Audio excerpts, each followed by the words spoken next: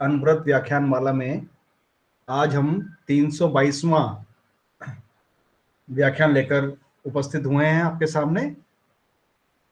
आज हमारे बीच में मुख्य वक्ता के रूप में डॉक्टर भाग्य रंजन दास अवेलेबल हैं।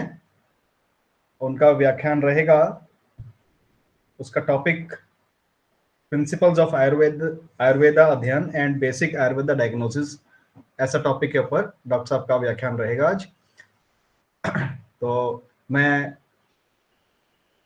डॉक्टर भाग्य रंजन दास जी अभी हमारे साथ अवेलेबल हैं। अगर मेरी आवाज सुन रहे हैं तो एक बार डॉक्टर साहब। हाँ जी सर, नमस्ते सर। नमस्ते सर। तो सर व्याख्यान करेंगे प्रारंभ?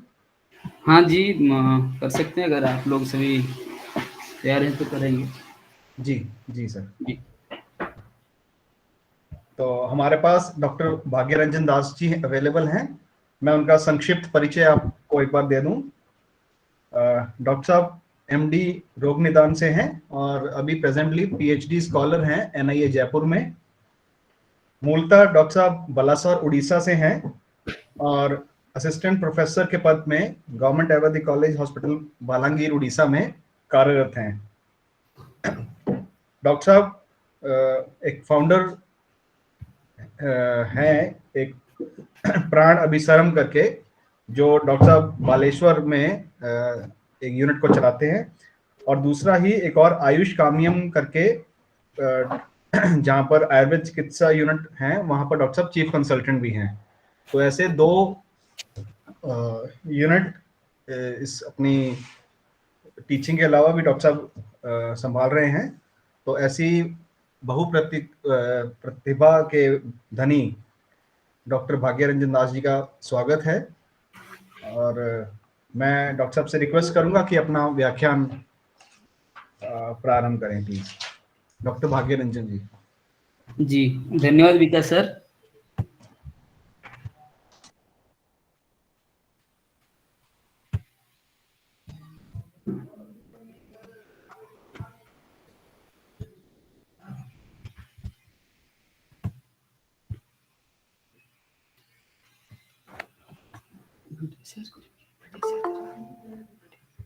सभी को मेरा नमस्कार।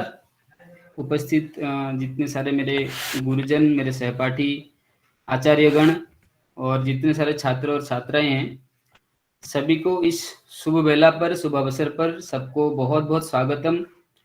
और बहुत सारे विधाएं हैं आयुर्वेद में, लेकिन जो आयुर्वेद के मौलिक स्वरूप हैं वो जानना हमें बहुत ही आवश्यक है। मौलिक स्वरूप में आप आयुर्वेद को हम कैसे पढ़ें, उनको जानने के लिए एक छोटा सा जो तरीका है, हमने कोशिश किया है कि आप लोगों तक वो पहुंचेगा ये सारी चीजें। तो ये विषय जो हमने चुना है, प्रिंसिपल्स ऑफ आयुर्वेद अध्ययन एंड बेसिक आयुर्वेद डायग्नोसिस, ये क्यों चुना है? ये चुनने में बहुत बड़ा कारण है, बहुत गहरा कारण है ये। क्योंकि आजकल हम तो पढ़ाई तो कर लेते हैं आयुर्वेद में, लेकिन हमें ये पता नहीं चलता कि हमें पढ़ना कैसे है। बहुत सारे हम जो स्कॉलर होते हैं वो सभी आते हैं बेसिक साइंस स्ट्रीम से, क्योंकि साइंस जो अभी आजकल जो साइंस पढ़ाया जा रहा है उसमें physics, chemistry, biology, math, statistics, ऐसे करके बहुत सारी चीजें हैं जिनमें कि आयुर्वेद के बारे में बहुत ज़्यादा कोई वर्णन है नहीं, या तो बहुत लेशोक्त वर्णन अभी अभी जो बुक्स आए हुए हैं थोड़ा बहुत ही है। तो होता क्या है, जब हम साइंस स्ट्रीम पास करते हैं और एंट्रेंस वगैरह दे के आयुर्वेद एडमिशन लेते हैं, फिर आ जाते हैं आयुर्वेद में, और वहाँ पे हमें पढ़ने को पता नहीं चलता कि हमें पढ़े तो क्या पढ़े। देखते हैं पदार्थ विज्ञान, फर्स्ट ईयर में खास करके पदार्थ विज्ञान, रसायन विज्ञान और चरक संहिता, सुश्रुत संहिता, और सारे संस्कृत में लिखा हुआ रहता है, और सारे बच्चे कंफ्यूज होते हैं। सभी सोचते हैं पदार्थ विज्ञान माने फिजिक्स होगा, लेकिन यहाँ पे कुछ और ही होता है। तो इन सारे तत्वों को अगर हम नहीं जानेंगे तो आगे चलकर हमारे जो एक बहुत बड़ा उद्देश्य है, आयुर्वेद को भारत की ही नहीं, हम चाहते हैं सारे विश्व के, मानवता के लिए इसको प्राथमिक चिकित्सा के जो दर्जा मिलना चाहिए वो दें। कैसे देंगे? जब हम करेंगे। हम करेंगे कब? जब हम जानेंगे। जब तक जानेंगे नहीं तब तक करेंगे नहीं। जानने के उपाय क्या है? इस उपाय का पहला जो कड़ी है, अगर आप प्रथम सोपान मान के चलो, फर्स्ट स्टेप जिसका आप बोलते हो, वो है आयुर्वेद अध्ययन कैसे करना चाहिए, डायग्नोसिस इसके बाद। तो हमने शुरुआत इस तरह से, इनके जो संदर्भ हैं, जो चरक विमान स्थान में हमने ली है, सुश्रुत महर्षि सुश्रुत के सूत्र स्थान में भी है, और उपनिषदों में इसके बारे में विशद वर्णन है कि वैदिक जो धर्म था और वैदिक जो संस्कृति थी भारत में, उस संस्कृति के अनुसार सारा भारत में, सारे विश्व में, क्योंकि उस समय भारत जो सारे विश्व के गुरु के रूप में था, और सारे विश्व से भारत को ही सारे विद्यार्थी पढ़ने के लिए आते थे। तो एक अध्ययन की एक विधि होता था, विधि स्वरूप अध्ययन होता था, चाहे वो चिकित्सा शास्त्र हो, चाहे वो सामाजिक शास्त्र हो, चाहे वो शिल्प शास्त्र, ऐसे बहुविधा 64 प्रकार की विद्याएं थी। उनमें से एक भेषज विद्या के रूप में हम आयुर्वेद को अभी मानते हैं, लेकिन आयुर्वेद एक सामग्रिक विद्या है, क्योंकि संहिता है, समाज के लिए जो हितकारी है, उसमें धर्म हो सकता है, अर्थ हो सकता है, काम हो सकता है और मोक्ष हो सकता है। तो हम कुछ भी जो हमारे संस्कृति के एक महान परंपरा है, हम जो सनातन संस्कृति को जो आगे लेके चले हुए हैं, तो शुरुआत हम करते हैं कि महत् तत्व से। हर वक्त हम भगवान के बहुत सारे स्वरूप के हम आवाहन करते हैं। तो भगवान के जो बहुविधा स्वरूप है, एकम सद्विप्रा बहुधा वदंती करके, ऐसे जो हमारे वेदों में वर्णन आया हुआ है, उसमें भगवान जब विद्या के रूप में सबको विद्या दान करते हैं, वो माता भगवती स्वरूपा के हिसाब से उन्होंने हमें विद्या के दान करते हैं, क्योंकि माँ के सबसे करीब हम होते हैं।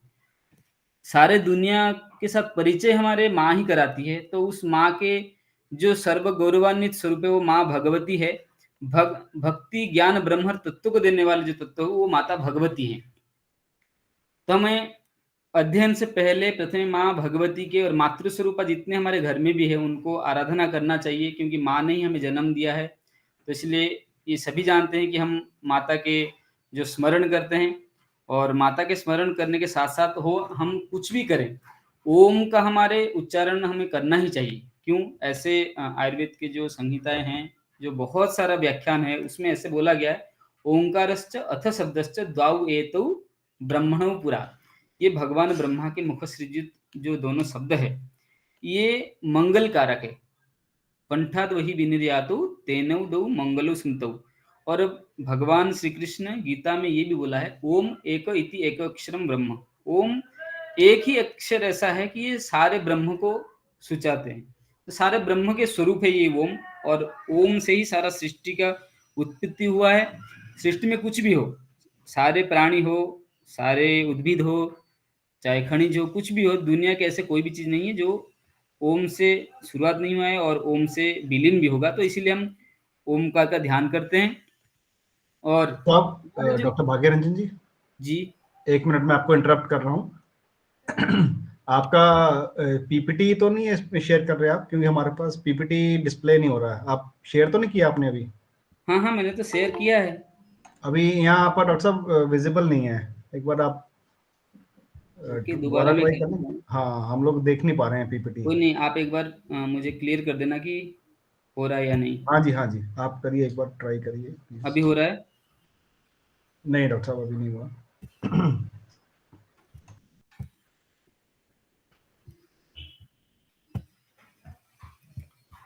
आपके वहां से शेयरिंग करने वाला जो ऑप्शन है, आप मुझे एक बार कर दीजिए। मैं शेयर करने वाला जो ऑप्शन में क्लिक नहीं हो पा रहा है उसमें। प्रेजेंट नाउ करके नीचे हैंड हाँ रेज के हाँ, साथ में है डॉक्टर साहब ऑप्शन। वो प्रेजेंट नाउ में कर रहा हूँ। प्रेजेंट नाउ के बाद एंटर स्क्रीन शेयरिंग जो हो रहा है ना, जी, उसमें शेयर वाला जो ब्लू बटन आता है, वो मेरे पास नहीं आ रहा है। आपकी उस साइड से शायद ऑफ होगा। निवारिक जी, आप सर हमारे एंड पे कोई प्रॉब्लम नहीं है सर। ये डॉक्टर साहब को को होस्ट बनाने से होगा। हाँ सर बनाया हुआ है इनको को होस्ट ना। डॉक्टर साहब आप एक बार ट्राई करना दोबारा इधर से। तो सब इन्होंने ऑप्शंस ओपन रखा हुआ है, निवारिक जी ने। जी, मैं तो कर ही रहा हूँ। एक बार देखिए हो रहा है कुछ। अच्छा, दोबारा कट करके मैं करूँ क्या? हाँ जी, ऐसा करके देख लीजिए डॉक्टर साहब एक बार।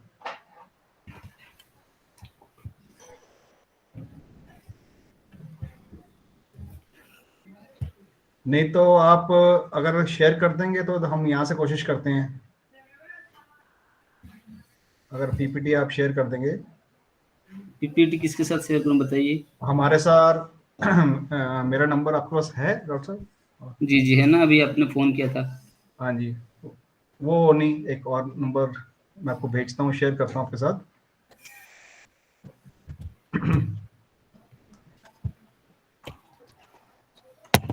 अच्छा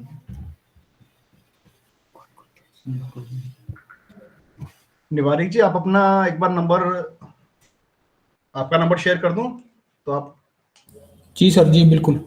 है ना, एक मिनट।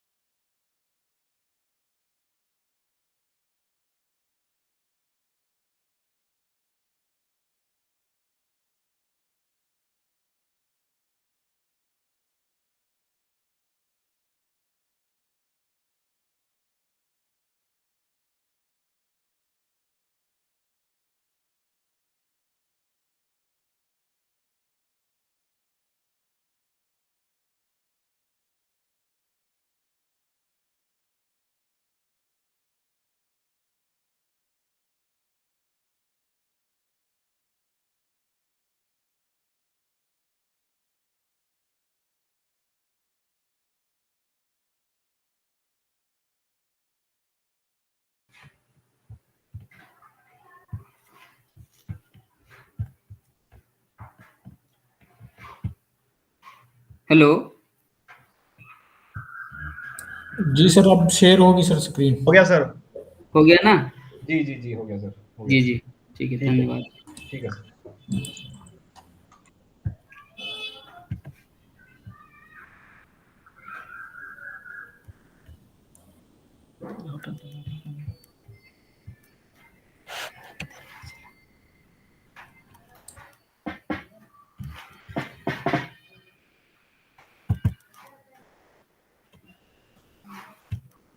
ठीक है, तो मैं पहले से दोबारा शुरुआत ये कर देता हूँ कि हम जो वैदिक जो अध्ययन विधि है, या तो हमारा जो कोई भी सनातन धर्म में जो कार्यक्रम करते हैं,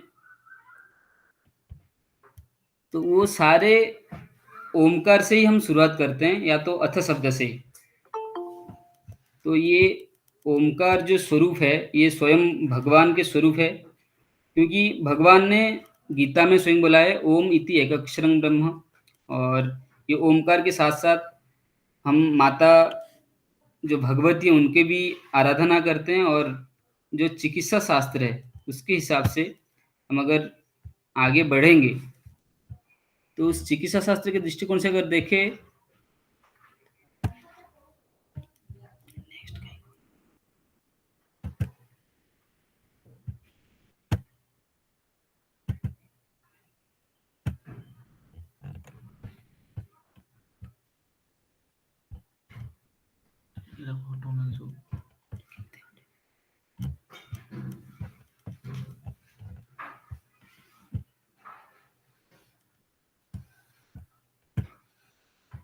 हेलो, स्क्रीन शेयर हो रहा है ना अभी? हाँ जी डॉक्टर साहब, दिख रहा है सब।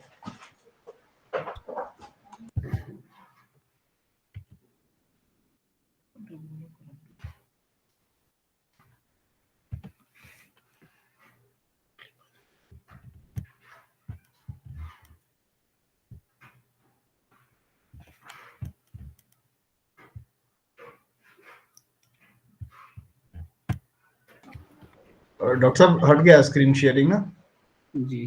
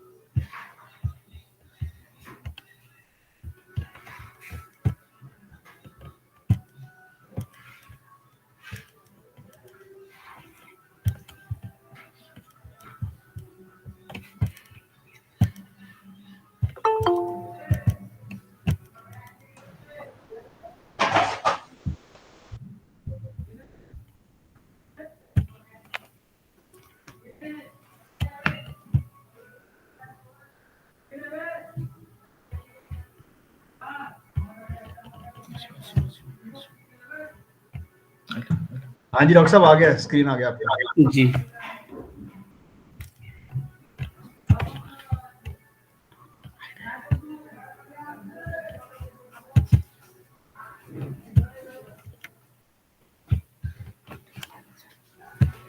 ठीक है, तो संदर्भ चल रहा था कि हम अध्ययन से पहले क्या करते हैं कि भगवान के जो स्वरूप है, मातृ स्वरूपा है, जो विद्या की दात्री है, माता भगवती की हम आराधना करते हैं। इसीलिए करते हैं क्योंकि माता भगवती 4 तत्वों को हमें देते हैं। भक्ति, भ में भक्ति, ग में ज्ञान, ब में ब्रह्म और त में तत्व। इन सारे तत्वों को वो व्याख्यान करते हैं और हमें उनकी जब कृपा मिलती है और इनकी यथार्थ ज्ञान हमें होने लग जाता है।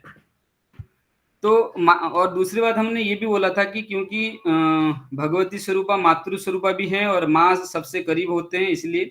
और दूसरी, इसके बाद जो आया था, हम आयुर्वेद के जो अध्ययन करते हैं उसमें भी हम क्योंकि हम वैशेष शास्त्र से ज्यादा संबंध रखते हैं, तो हमारे वैशेष शास्त्र से जो गुरु परंपरा के क्रम से हमारा जो आयुर्वेद का उत्पत्ति हुआ है वह ब्रह्मा जी से ही हुआ है। तो इसीलिए हम ओम ब्रह्मा, ये खास करके हम ये जो मंत्र हम पढ़ते हैं, जो हम शोधन के लिए जो औषधि देते हैं उनके लिए पढ़ते हैं, लेकिन ये जो आयुर्वेद के अध्ययन करते हैं उससे पहले भी हमें ये मंत्र जरूर हमें पढ़ना चाहिए। ओम ब्रह्मा दक्षाश्री रुद्रेंद्र भूचंद्र अर्क अनिल अनलाह, ऐसे करके है। इसके बाद हमें क्या करना चाहिए? पहले अध्ययन पूर्व जो विधि है हमारा, उसमें है पहले शास्त्र की परीक्षा बहुत आवश्यक है, क्योंकि बहुत सारे शास्त्र इस दुनिया में प्रचलित है।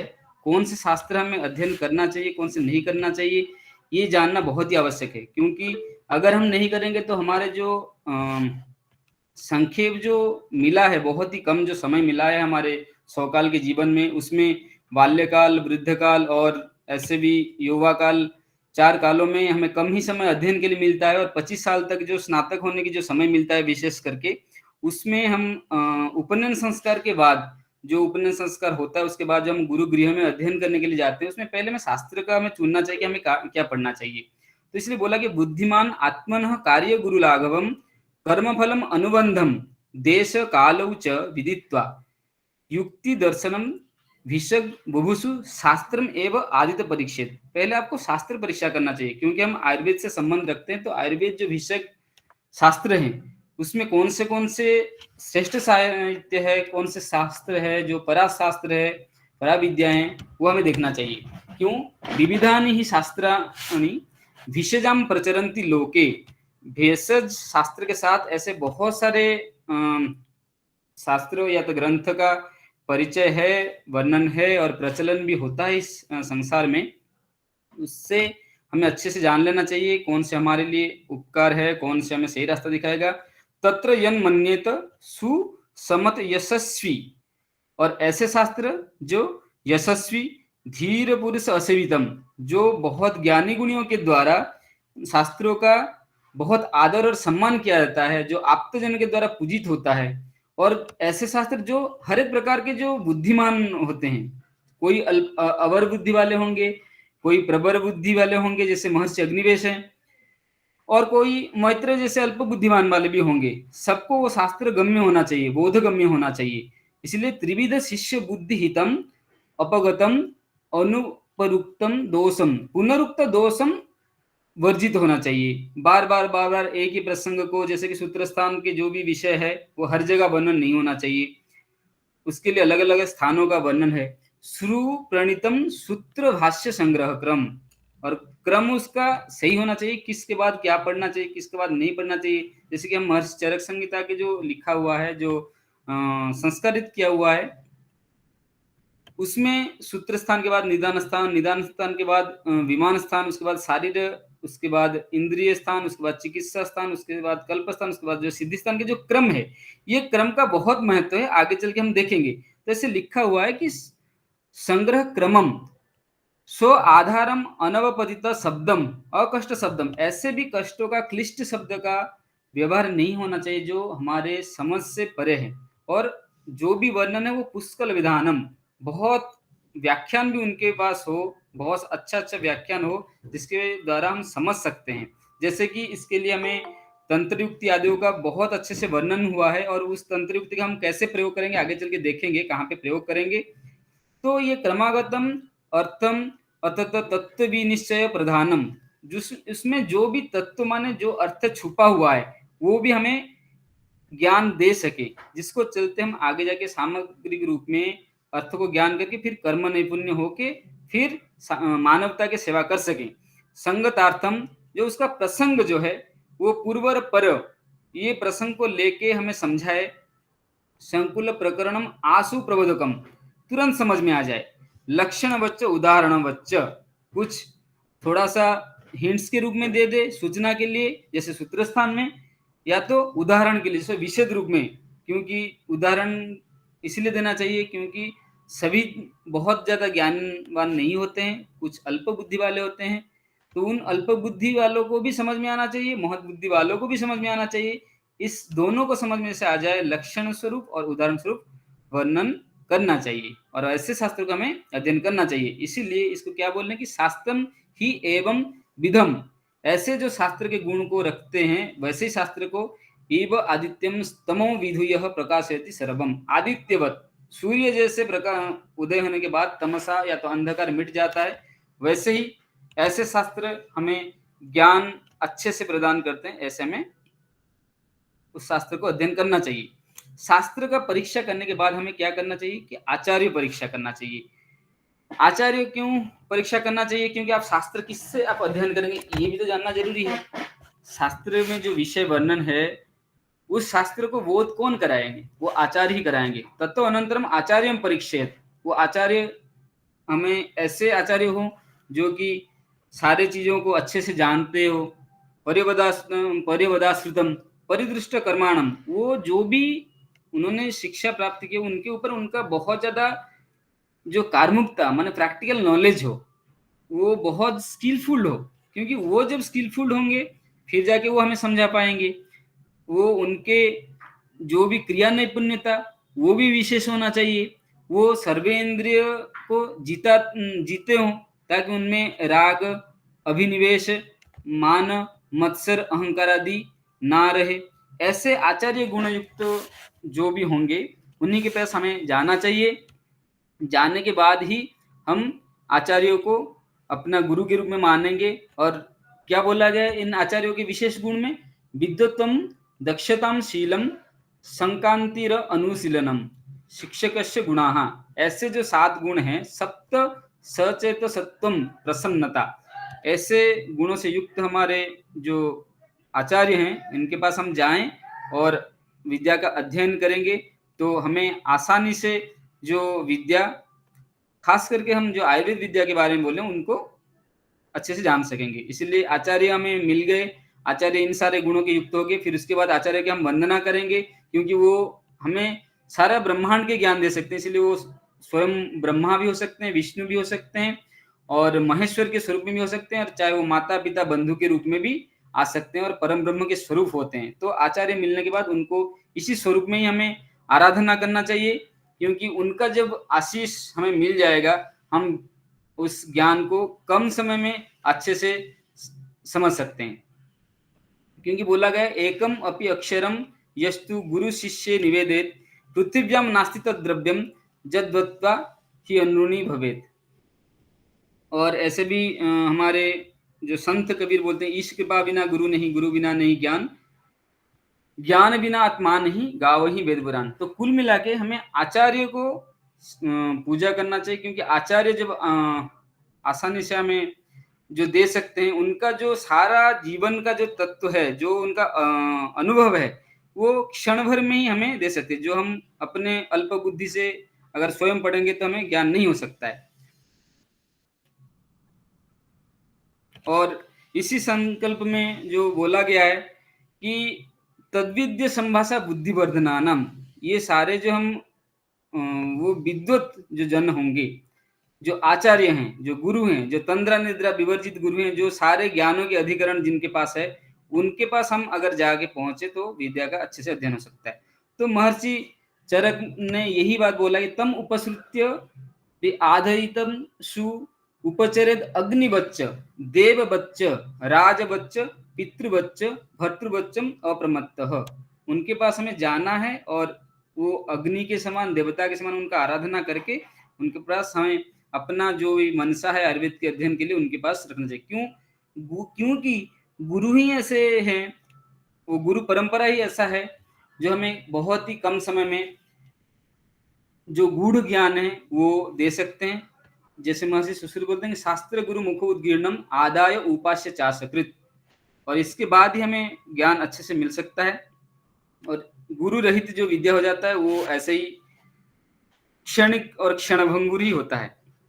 और जो इसके बाद जो अध्ययन की जो विधि है, संक्षेप में हम बोलेंगे, जो कि महर्षि चरक विमान स्थान में लिखते हैं, अध्ययनम अध्यापनम तद्विद्य संभाषा च इति उपायाः। आयुर्वेद के ज्ञान के जो हमारे उपाय हैं, उनमें से अध्ययन की विधि में 3 हमारे सोपान हैं। पहले अध्ययन, फिर उसके बाद अध्यापन, फिर उसके बाद जो हमारे सेमिनार आदि हम करते हैं, संभाषा गोष्ठी आदि करते हैं, उसके बहुत आवश्यक है। सारे वैदिक वाङ्मय जो हमारा पहले पढ़ाया जाता था हमारे भारत में, उनका भी यही है, अध्ययन पहले करना है, फिर अवबोध, उसके बारे में अच्छे से ज्ञान हो जाए, फिर अनुष्ठान। इन सारे चीजों के बारे में वर्णन है। महर्षि चरक ने सूत्र स्थान में भी यही चीज बोला है, सच अध्येतव्यो ब्राह्मण राजन्य वैश्य। ये आयुर्वेद किसके अधिकरण है, कौन कौन पढ़ सकते हैं, ब्राह्मण, क्षत्रिय और वैश्य। ये क्यों पढ़ेंगे, ब्राह्मण क्यों पढ़ेंगे? जो ब्राह्मण का मतलब नहीं है जो ब्राह्मण के कुल में जो पैदा हो गए वही ब्राह्मण है ना। क्षत्रिय का मतलब भी ये नहीं होता है जो क्षत्रिय के कुल में पैदा हो गए, और जो वैश्य वो नहीं होता है जो वैश्य के कुल में पैदा हो गए। जन्म से सभी शूद्र होते हैं, जो संस्कार के अधिकारी होते हैं, जन्मना जायते शूद्र। और ये 3 ही क्यों दिया है, क्योंकि सभी तो जन्म से शूद्र होते हैं। जो ज्ञान आहरण होता है, जो संस्कार मिलता है विद्या अध्ययन या तो अलग अलग क्रम से, वो फिर द्विज होते हैं। द्विज में ब्राह्मण भी आ सकते हैं, क्षत्रिय भी हो सकते हैं और वैश्य भी हो सकते हैं। इसीलिए यहाँ पे 3 ही दिया हुआ है, शूद्र नहीं दिया है, क्योंकि सभी जन्म से ही शूद्र रहते हैं। तो जन्म ना जायते शूद्र संस्कारात् द्विज उच्यते, ऐसे करके स्मृतियों में वर्णन आया हुआ है। तो ब्राह्मण आयुर्वेद को क्यों पढ़ेंगे, क्योंकि प्राणियों में वो जो मंगल कामना करते हैं उनके लिए ब्राह्मण आयुर्वेद पढ़ते हैं। जो क्षत्रिय कुल में पैदा होते हैं, जो क्षत्रिय होते हैं, वो आयुर्वेद को रक्षा के लिए व्यवहार करते हैं या तो पढ़ाई करते हैं। जो सामग्री के रूप में वो जो वाणिज्य आदि की क्रिया करना है, वो वैश्य, वो वृत्ति के लिए ही आयुर्वेद को पढ़ाई करते हैं।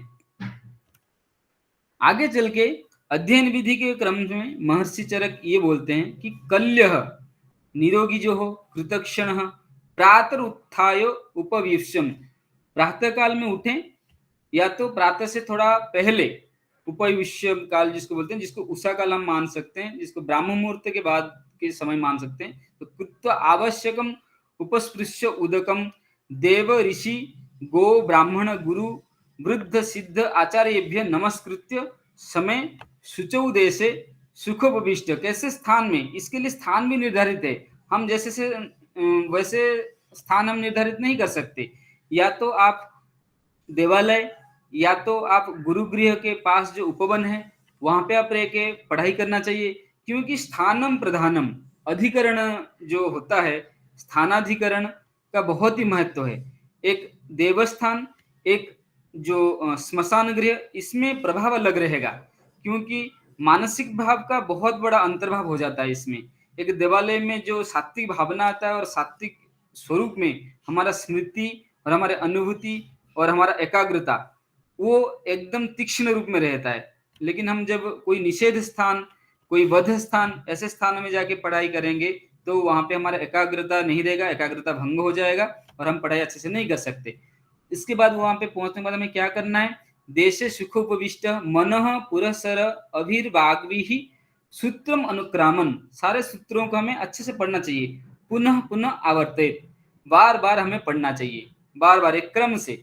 बुद्ध्वा सम्यक अनुप्रविश्यतर्थम तत्त्वम स्वदोष परिहारार्थम, अपने जो दोष है, अपने जो विद्या के प्रति जो भी हमारा सूक्ष्म चिंतन है वो हटेगा एवं हमारे सामग्रिक स्वरूप और वो विद्या का जो विशेष वर्णन है, व्याख्यान है, वो हमारे ज्ञान होगा। एवं दोष प्रमाणम च पर, दोष प्रमाण अर्थम च पर, और दूसरों ने जो उसमें जो प्रमाद कुछ बोलने वाला हो, जो प्रमाद उत्पन्न करने वाला हो, उनके प्रमादों को भी हरने के लिए भी हमें शास्त्रों को पढ़ना चाहिए। इसीलिए हमारे जो सूत्र स्थान के जो 30 अध्याय 7 चतुष्क में विभाग किया हुआ है। हर एक चतुष्क का अध्ययन एक दिन में करना चाहिए। जैसे कि रविवार को एक चतुष्क, सोमवार को एक चतुष्क, ऐसे करके शनिवार तक 7 चतुष्क समाप्त हो जाता था। पुनः अगले जो भी क्रम होता था सप्ताह, उसमें पुनः वो चतुष्क शुरुआत होता था, जिससे क्या होता था, हमारे ये अध्ययन विधि के क्रम से ये सारे चीज हमारे मस्तिष्क में स्मृति के रूप में एकदम विद्यमान हो जाता है। और आखिरी में जो संग्रह द्वय करके जो वर्णन है सूत्र स्थान के 29वें और 30वें अध्याय, उसमें इन सामग्री की जो 28वें चैप्टर में थोड़े थोड़े किंचित वहां पे समाहित कर दिया कि किसमें क्या लिखा हुआ है। तो और इस क्रम से आप देख सकते हैं चिकित्सा में भी 30 अध्याय है, लेकिन उसमें चतुष्क का विभाजन नहीं है, क्योंकि वो पुनः पुनः जो आवर्तन के क्रम उसमें नहीं हो पाता है। उसमें चिकित्सा विधि का विस्तार वर्णन है। सूत्र स्थान के लिए 7 चतुष्क का निष्णात हुआ है। और इस क्रम से आपको कहाँ मतलब समय को व्यतीत ना करते हुए मध्याह्न दिने अपराह्ने रात्रौ च स्ववद परिहारम अपरिहारयम अन्नध्ययनम अभ्यसेत, और इसका अभ्यास दिन रात आपको जब भी समय मिले निरंतर करते रहना चाहिए। इन्हीं चीजों को महर्षि सुश्रुत भी बहुत विस्तार रूप में करते हैं कि आपको गुरु के पास जाना है और गुरु के पास से कैसे पढ़ना है, कि हर एक जो शब्द है जो उसको जहां पे आप छंदबद्ध रूप से वर्णन है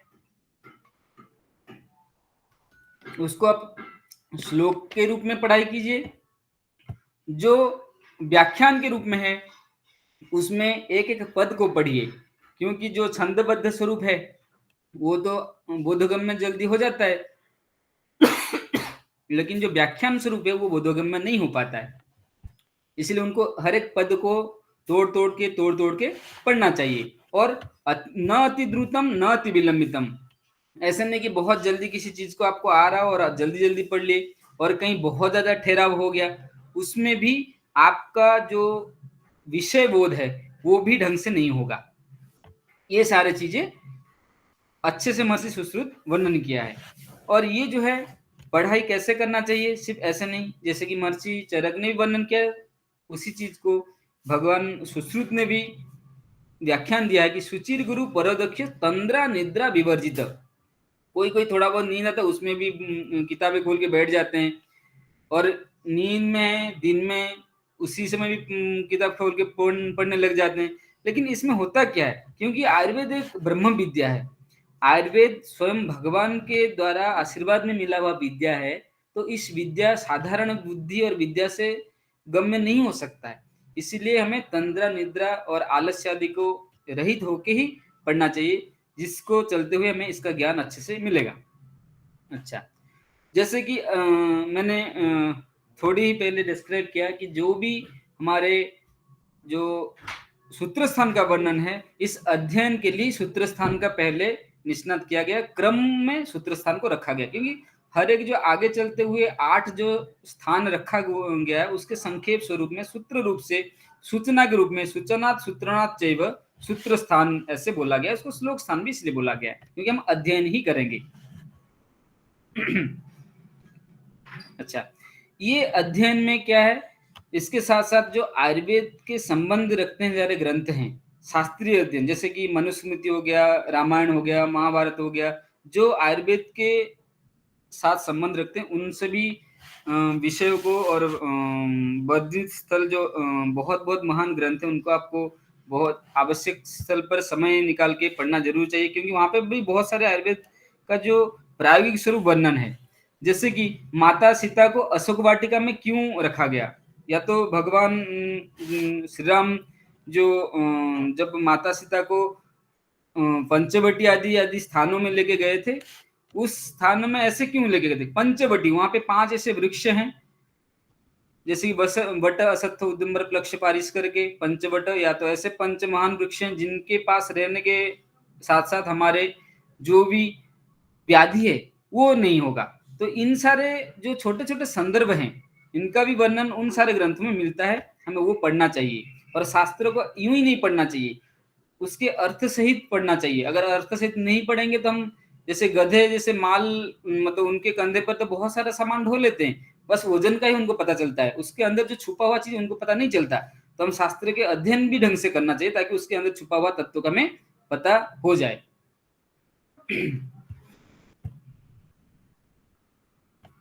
तो ये सारे वर्णन है, महर्षि सुश्रुत और महर्षि चरक भी ये शास्त्र वर्णन करते हैं। और महर्षि सुश्रुत यही बोलते हैं कि एकम शास्त्रम अधियानम न विद्यात शास्त्र निश्चयम तस्मात् बहुश्रुत शास्त्रम बीजानिया चिकित्सक। तो चिकित्सा शास्त्र के साथ जो संबंधित है, चाहे अधुना काल में हो चाहे पुरातन काल के जो भी हो, उन सारे चीजों को, सारे अध्ययन योग्य जो ग्रंथ है उनको पढ़ना जरूर चाहिए। इससे हमें संदर्भित बहुत सारे तत्व मिलते हैं, चाहे प्रायोगिक हो चाहे वैषयिक हो।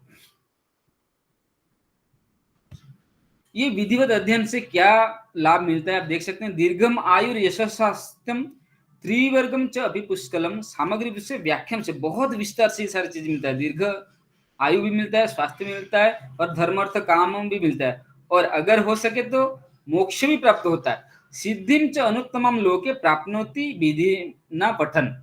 और वैसे क्या है कि अगर हम अच्छे से पढ़ेंगे क्या होगा, शास्त्रम ज्योति ही प्रकाशार्थम। ये ज्योति क्या है, उसके अंदर जो छुपा हुआ है, जो गूढ़ तत्व है, गूढ़ ज्ञान है, वो सारे शास्त्र के अंदर छुपा हुआ है।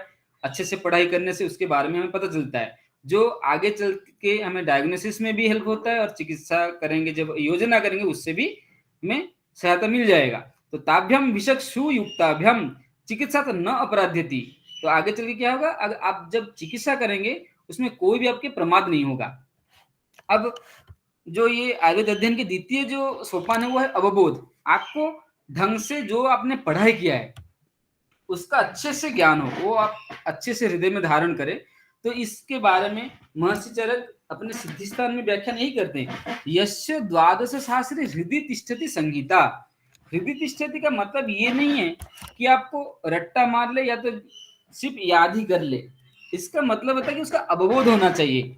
अवबोध माने आप देख सकते हैं हर एक जो 120 अध्याय का जो वर्णन है चरक संहिता में, या तो सुश्रुत संहिता में भी देखेंगे, या तो हमारे अष्टांग हृदय आदि में भी देखेंगे, हर एक अध्याय के अंत में इति श्लोका तत्र श्लोका करके उस अध्याय में जो जो चीजें वर्णन है उसके जो सारांश में हमने क्या सीखा वो सारे वर्णन है। जैसे कि रस दोष संबंध कई वर्णन है, दोष धातु संबंध वर्णन है, जो रस के अनुसार जो दोषों के प्रकोप और प्रशमन जो होता है उसका रस गुण संबंध भी ऐसे वर्णन है। और इन सभी अवबोध के लिए निदान स्थान, विमान स्थान, साध्य स्थान और इंद्रिय स्थान का वर्णन महर्षि चरक ने किया है। और ये अवबोध करने से क्या होगा कि आपको अच्छे से व्याधि संबंधी प्रत्येक ज्ञान, चाहे वो आपके दोष हो, दुष्य हो, मल हो, चाहे औषधीय हो, चाहे चिकित्सा क्रिया कर्म करने के लिए जो जितने सारे विषय द्रव्य उपस्थाता या तो षोडश कला आदि का, हर एक चीज का, जंत्र शस्त्र क्षारा आदि का भी आपको ज्ञान हो जाए, और जिससे आप आगे चल के क्या कर सकते हैं ये करेंगे। अनुष्ठान, रिचुअल्स। और हमारे यहाँ पे रिचुअल्स क्या है, हम चिकित्सा शास्त्र के साथ संबंध ज्यादा रखते हैं। हालांकि हम चिकित्सा शास्त्र केवल ही संबंध नहीं रखते, लेकिन ज्यादातर चीजें यही हुआ कि हम चिकित्सा ही हमारा उद्देश्य रह गया है, और चिकित्सा के साथ साथ हम समाज के लिए जो हित कर सकते हैं वो अनुष्ठान के माध्यम से करते हैं। और वो अनुष्ठान के वर्णन कहाँ पर है आप देख सकते हैं, चिकित्सा स्थान, कल्प स्थान और सिद्धि स्थान का वर्णन इसीलिए महर्षि चरक ने किया है। आप देखेंगे चिकित्सा स्थान में पहले रसायन अध्याय है, फिर वाजीकरण अध्याय है, क्योंकि स्वस्थ से स्वास्थ्य रक्षण करना है, और फिर आतुर का विकार प्रशमन करने के लिए सारे जोर से आगे चलते हुए पूरा योनि व्यापक तक आपको हर एक व्याधि का अच्छे से योजना बनाया गया, निदान से लेकर चिकित्सा तक। और उसमें जो कुछ ऐसे व्याधियां होते हैं जो कि कुछ औषधि साध्य होते हैं, लेकिन औषधि के साथ साथ कुछ होते हैं कि भेषज को व्यवहार करते हुए शोधनादि क्रिया करना है। उन शोधनादि क्रिया को अच्छे से कैसे हम समझेंगे और प्रयोग करेंगे, उसके लिए कल्पस्थान और सिद्धि स्थान का वर्णन आया हुआ है। तो ये अनुष्ठान के क्रम में हमें कौन क्या क्या चाहिए होता है, भिषक द्रव्य उपस्थता आदि की आवश्यकता होता है, और ये सारे क्या करना चाहिए मिलके, और प्रैक्टिकल नॉलेज इनमें सब में हो, और सारे रोग प्रतिरोध करने के लिए प्रवृत्त होना चाहिए। इन क्रम से अगर हम चलेंगे तो क्या होगा, वो कैसे करेंगे, गंधर्व पूर्वत नाशम यद विकारा सुधारोना। भले ही कितना कष्टकर व्याधि हो, लोग बोलते हैं कि आयुर्वेद बहुत लेट काम करता है, आयुर्वेद में तो जल्दी चिकित्सा है ही नहीं, आशु क्रिया है ही नहीं, ऐसे कोई बात नहीं है। जो दारुण व्याधि है उसमें दारुण थोड़ा समय चाहिए, जैसे कि कुछ सुख साध्य व्याधि है, कुछ कृच्छ साध्य व्याधि है, कुछ याप्य है, कुछ अनुपक्रम्य है। जो अनुपक्रम्य है उसमें चिकित्सा हो ही नहीं सकता। कुछ याप्य व्याधियां होती है, उसमें हमें औषधि देना है जब तक उनका शरीर स्वस्थ रहे। कुछ व्याधियां सुख साध्य होता है, उसमें भी उत्कृष्ट उपाय साध्य होता है, अल्प उपाय साध्य होता है, और मध्य उपाय साध्य होता है, वो जल्दी ठीक होते हैं। तो इसीलिए बोला गया कि गंधर्व पुरबत नाशम यद विकारा सुधारुणाः यान्ति यच्च इतरे वृद्धि आशु प्राय प्रतीक्षिणः। आप देख रहे हैं कि महर्षि चरक ने इसके लिए बोल दिया है कि आपको दृष्टकर्मता अनुष्ठान क्यों करना चाहिए चिकित्सा का, क्योंकि दृष्टकर्मता निसंशय कराणाम, ये आपको संशय रहित कर देता है कि ये कौन सा विधि आपको अपनाना है, प्रकृति के अनुसार, विकृति के अनुसार, सार के अनुसार, संघनन के अनुसार, सत्व के अनुसार, ऐसे करके 10 विध प्रक्रिया में क्या अपनाना है। जिससे नहीं तो क्या होगा, संशयात्मा विनश्यति, इसीलिए हम दुविधा में पड़ जाते हैं, ये आयुर्वेद की जो हम दवाई दे रहे हैं वो काम करेगा या नहीं करेगा। क्यों? क्योंकि हम तो आयुर्वेद ढंग से पढ़ाई करते नहीं है, और केवल प्रैक्टिकल करने के लिए किसी ना किसी गुरु के पास चले जाते हैं, और वो जो भी प्रेस्क्रिप्शन कर देते हैं वो हम उसको लिख के रख देते हैं, या तो आजकल जैसे मोबाइल में उसके फोटो खींच के रख लेते हैं और कॉपी में लिख लेते हैं। लेकिन उनके पीछे जो उन्होंने जो तत्व सोच के उन्होंने दवाई लिखी है, योजना बनाए हुए हैं, चाहे निदान से लेके पूरा योजना तक, वो हम जब नहीं करते हैं तब संशय हो जाते हैं। तो इसलिए दृष्टकर्मता, चाहे वो अध्ययन में हो चाहे क्रिया में हो। क्यों? असमर्थता भयकरणम, अगर आपको नहीं पता होगा तो आप डरेंगे। इसीलिए हम जो इतने सारे आयुर्वेद के चिकित्सक निकलते हैं, लेकिन आयुर्वेद के जो निजी स्तर पर जो बहुत सारे क्लिनिक के अभाव रह जाता है। क्यों? क्योंकि वो प्रैक्टिकली फिट नहीं होते हैं, तो इसलिए भय करते हैं कि आयुर्वेद में अगर हम ट्रीटमेंट करेंगे तो पेशेंट ज्यादा नहीं होंगे, ठीक होंगे या नहीं होंगे, इसलिए हो जाते हैं, दुविधा में पड़ जाते हैं। इसलिए क्या है कि सद्वचनम जो आयुर्वेद में डिस्क्राइब है, और या तो जो वेदों में वर्णन है उसको अनुष्ठान करना चाहिए, सद्वचनम अनुष्ठेयानम। और इसीलिए क्या होता है कि तस्मात् शास्त्र अर्थ विज्ञाने प्रवृत्तो कर्मदर्शिने, आपको दोनों काम करना चाहिए। आपको शास्त्र का अध्ययन करना चाहिए, उसका तत्व ज्ञान भी करना चाहिए, ज्ञान करने के बाद कर्म दर्शन माने प्रैक्टिकल नॉलेज भी होना चाहिए। आपको प्रैक्टिकली जो हो रहा है वो भी देखना चाहिए। इससे क्या होगा, आप हर एक काम कर सकते हैं, हेतु प्रशमन भी कर सकते हैं, लिंग प्रशमन कर सकते हैं, और जो स्वास्थ्य का स्वास्थ्य रक्षण माने रोगाणम अपुनर्भव जो प्रक्रिया है वो भी कर सकते हैं। क्योंकि विद्या, ये सारे विधि कैसे करेंगे, विद्या वितर्क विज्ञानम स्मृति तत्परता क्रिया, ये जो 6 प्रकार विधि दिया हुआ है ये उन तीनों में समाहित हो जाता है। तीनों क्या है, अध्ययन, अनुष्ठान और उसमें जो है अवबोध, इन तीनों चीज में ये समाहित हो जाता है। क्योंकि केवल शास्त्र विज्ञान से क्या होगा, कर्मसु और प्रैक्टिकली अगर वो फिट नहीं होगा तो क्या होगा, समोहयति आतुरम प्राप्य, जैसे पेशेंट उनके पास आ जाएंगे वो मोहग्रस्त हो जाएंगे, क्या करना चाहिए, कौन सी दवाई देना चाहिए, कौन सी नहीं देना चाहिए, वो प्रमादग्रस्त हो जाएंगे। जो किसी से 1-2 दवाई देखे होंगे, प्रेस्क्रिप्शन उतार लिए होंगे, वही बोलना शुरू कर देंगे, वही लिखना शुरू कर देंगे, और वो पेशेंट आके बोलेंगे कि नहीं ये तो ठीक नहीं हुआ। फिर जैसे कि देखा गया है कि शोधन से पहले स्नेहपान कराया जाता है। जो स्नेहपान क्यों कराया जाता है और स्नेहपान के दौरान होता क्या है, जैसे कि हमारे एनआईए में बहुत सारे पेशेंट को आईपीडी में जब भर्ती किया जाता था, और उस समय क्या होता था कि पहले शोधन से पहले स्नेहपान कराते थे, 3 दिन से लेके 5 दिन 7 दिन तक कराया जाता था। और उसी दौरान क्या होता था, पेशेंट को जो कंडू, राग ये सब बढ़ जाता था। तो इसको देख के बहुत सारे बच्चे ऐसे ही घबरा जाते थे कि ये तो और पेशेंटों को भी बढ़ जाता था जो लक्षण। अगर आपको ज्ञान ना हो, ज्ञान क्या है कि वृद्ध्या, हमारा जो शोधन की प्रक्रिया क्या है, वृद्ध्या विश्यंदनात् पाकात्। तो आपको जो स्नेहपान कराने से ये भी होता है कि दोष जो है या तो जो लक्षण है वो ज्यादा वृद्धि होंगे, क्योंकि जब ज्यादा वृद्धि हो जाएंगे आपको उसे निकालना अच्छा हो जाएगा। क्योंकि बोला गया है जब पेड़ों के जड़ अच्छे से पकड़ में आ जाए तो आपको पकड़ के काटना भी सुविधा हो जाता है। तो वृद्ध्या, इसीलिए जो ये क्या है कि आपको शास्त्र ज्ञान भी अच्छे से होना चाहिए कि आप जो शास्त्र तो आपने दे दिया कि हाँ स्नेहपान कराना चाहिए, स्नेहपान कराने के बाद जो हो रहा है पेशेंटों में वो जब तक आप नहीं पता चलेगा तब तक आप जो है संशयग्रस्त हो जाएंगे और फिर जो है बोलेंगे ये मतलब रिएक्शन हो गया, ये हो गया और पेशेंट फिर जो है घबरा जाते हैं, आप भी घबरा जाते हैं। तो यस्तु कर्मसु निष्णात धाष्टात् शास्त्र बहिकृत स सत्सु पूजाम न अपनोति वधम चर्चति राजत इच्छति। तो इससे क्या होगा कि आप ढंग से चिकित्सा नहीं करेंगे और सभी जो है आप अपमानित होंगे। यही लिखा गया है स्नेहादिषु अनभिज्ञ यद्यादिषु च कर्मसु सन्यहन्ति जनं लोभात् कुवैद्य नृपदोषतः। और यस्तु उभयज्ञ मतिमान, उभयज्ञ जो थियोरेटिकल नॉलेज भी है और प्रैक्टिकल नॉलेज भी है, दोनों जिसके पास होगा वो अच्छे से चिकित्सा कर सकते हैं। अर्थ साधने माने धर्म अर्थ काम मोक्ष जो चतुर्विध अर्थ है वो साधन करने में समर्थ हो सकते हैं। और उद्देश्य क्या है हमारा, मैत्री कारुण्यम आर्तेषु, जो आतुर आएंगे उसमें करुणा भाव रखना चाहिए। शक्ति प्रति उपेक्षणम, उपेक्षणम मतलब जो असाध्य व्याधि है, जो मुमूर्षु हैं, जो मृत्यु को प्राप्ति होने वाले, उनको उपेक्षा करने वाला होना भी चाहिए। क्यों आपको इंद्रिय स्थान इसलिए पढ़ाया जाता है ताकि आप डायग्नोसिस अच्छे से कर सको, प्रोग्नोसिस अच्छे से कर सको, ये मृत्युग्रस्त होंगे या जीवित रहेंगे।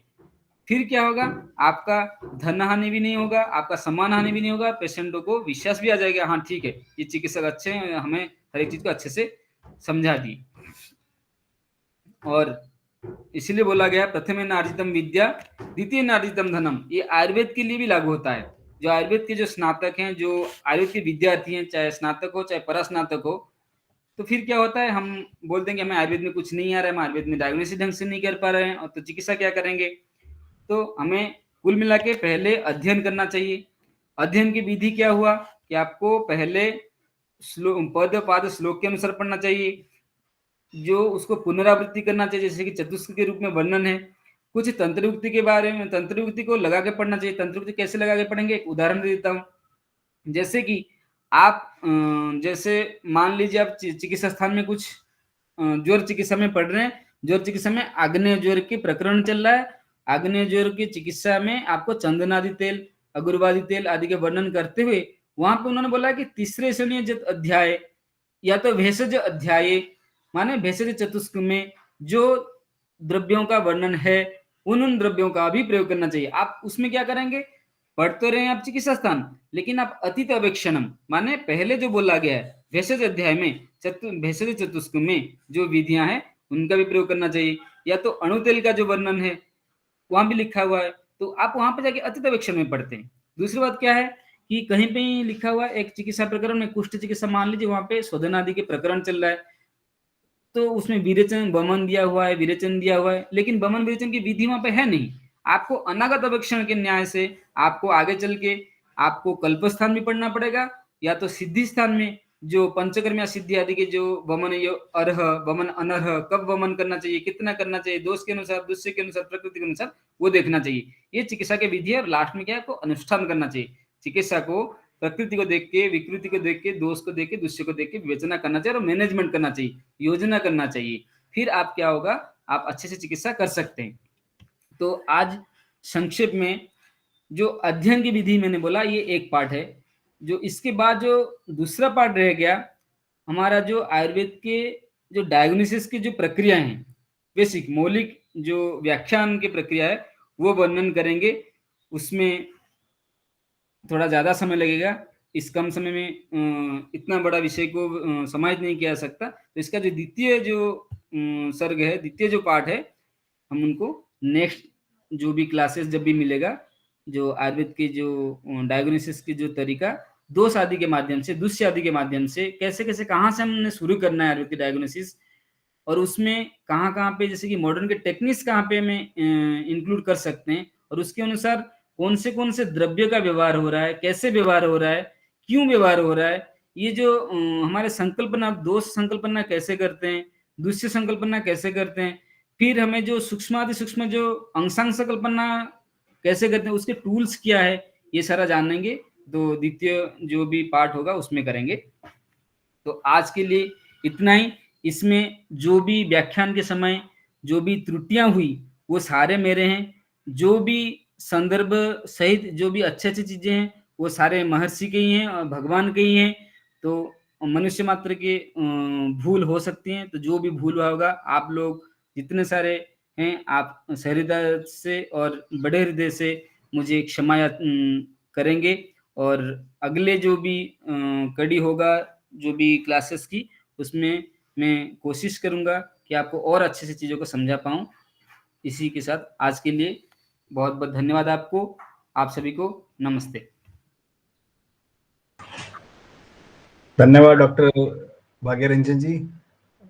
मुझे लगता है इतना डिटेल एक्सप्लेनेशन और सटीक रेफरेंसेस के साथ जैसे आपने समझाया कि केवल थ्योरेटिकल नॉलेज ही काफ़ी नहीं है और केवल प्रैक्टिकल नॉलेज भी अकेले में विषयों को समझने में और फिर चिकित्सा में कितना कारगर होगा। तो दोनों का ही रोल, जैसे आपने बताया कि थ्योरी और प्रैक्टिकल साइड बाय साइड चलते हैं और उसके बहुत सटीक रेफरेंसेस चरक सुश्रुत के आपने जो कोट किए, मुझे लगता है कि जितने भी ऑडियंस हमारे पास हैं वो सभी इससे बहुत ज़्यादा प्रेरित भी होंगे और उनको ज्ञानवर्धन भी हुआ होगा। जैसा कि आपने बताया कि आयुर्वेद में केवल अध्ययन को और अनुष्ठान ऐसे आदि विषयों को के साथ साथ और भी सारे फैक्टर्स को ध्यान में रख के चिकित्सा में प्रेरित होना चाहिए। तो ऐसा एक संदर्भ हमारे पास चरक सूत्र 10 में है जहां पर बोला है कि साध्य और असाध्य व्याधि को अगर कोई वैद्य अच्छे से समय पर एग्जामिन कर कर चिकित्सा में प्रेरित होगा तो वो अवश्य में उसको सक्सेस मिलेगी। जी तो जी ऐसा एक, वैसे तो आपने सारे रेफरेंसेस कोट कर ही दिए, तो वहां लिखा लास्ट में अर्थ विद्या यशो हानि जन हम्म कोश संग्रह। तो ऐसा हम्म कुछ भी हमें जब हम चिकित्सा करें तो एक तो ऑनेस्टली पेशेंट के प्रति भी हमारा वात्सल्य की तरह से होना चाहिए। और जैसा आपने बताया बहुत जगह पर कि रेफरेंसेस जब शास्त्र में हम लोग इंडल्ज हो रहे हैं तो कौन सा शास्त्र पढ़ना है, आप उसके योग्य हैं कि नहीं है, आप किस गुरु के पास जाएंगे, वो सब चीज़ों का इम्पोर्टेंस हमें आजकल जब हम देखते हैं प्रेजेंट टाइम में तो बिल्कुल वो सटीक मालूम पड़ता है हमें। जी आपका बहुत बहुत धन्यवाद डॉक्टर साहब, आपने बहुत ही अच्छे तरीके से और मैं तो कहता हूँ कि इतने अल्प समय में इतना गागर में सागर भर दिया आपने। नहीं नहीं तो सर, मुझे तो बहुत लगता है बहुत कि कुछ कमी रह गया। नहीं, बहुत अच्छा था डॉक्टर साहब। और मुझे लगता है कि सभी जितने भी हमारे ऑडियंस हैं यहाँ पर, स्टूडेंट्स भी हैं, फैकल्टी भी, इनको सबको बहुत कुछ सीखने को भी मिला होगा। और आपने इतना कीमती समय निकाला। विश्व आयुर्वेद परिषद यानी कि जयपुर की तरफ से आपको कोटि कोटि धन्यवाद। और आशा करेंगे कि आप आगे भी हमारे साथ ऐसे जुड़े रहेंगे जैसे आपने आज ज्ञानवर्धन किया और आपने बोल ही दिया कि सेकंड सर्ग जो है अभी वो बाकी एग्जामिनेशन है। का। जी तो आप जब भी हम देखेंगे आपके पास समय रहेगा तो जरूर आपकी हम सेवाएं लेंगे डॉक्टर साहब। जी जी बहुत सर। बहुत धन्यवाद। जी धन्यवाद सर। सभी को बहुत बहुत धन्यवाद। नमस्ते। नमस्ते। तो कार्यक्रम को आगे बढ़ाते हुए अब हम कार्यक्रम समाप्त करने से पहले शांति मंत्र पढ़ेंगे सब लोग। मैं एक पंक्ति बोलूंगा, उसके बाद सभी अपने अपने स्थान पर दोहराएंगे सब। ओम सर्वे भवन्तु सुखिनः, ओम सर्वे सन्तु निरामया, सर्वे भद्राणि पश्यन्तु, मा कश्चित् दुःखभाग् भवेत्। ओम शांति शांति शांति। सभी का